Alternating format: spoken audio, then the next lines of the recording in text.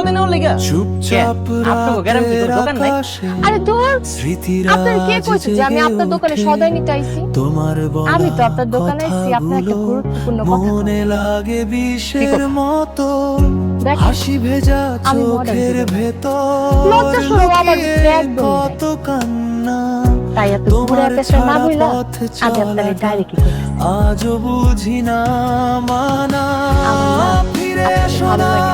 তুমি তবু ভাই, এটা আপনি কি কইলেন? মনটাকে আরে বারবার জীবনে প্রথমবার আপনার সাথে আমার দেখা হলো, আপনি আমার প্রথম দেখা। প্রথম দেখা দিয়ে আমার ভালো লেগে গেছে। চেষ্টা জি না, করি আমি আপনার প্রথম দেখি। ফিরে এসো এর আগেও আমি আপনার অনেকবার দেখছি তবু মনটা আপনার দোকানে সামনে দিয়ে আইতে যাইতে আমি শুধু আপনারই দেখি। কতই চেষ্টা আমি ওই করি কোনাটা দেখছি, ওই কোনায় খাড়া আছে আমি আপনারে কতবার দেখছি, শুধু সরাসরি না, আপনারে আমি অনেকবার স্বপ্নে দেখছি।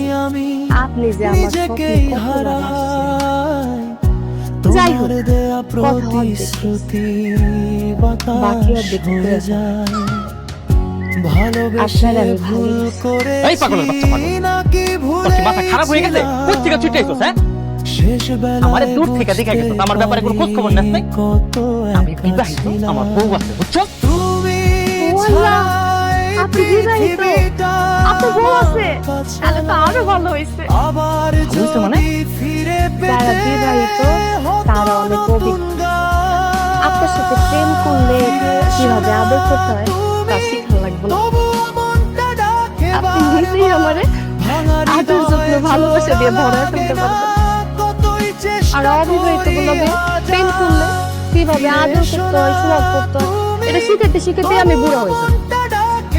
আপনার বউ আছে, আপনি বিবাহিত, তারপর আমি আপনার সাথে প্রেম করি। কথা দিই, আপনি আর আমি ছাড়া এই বিষয়টা কেউ জানে না।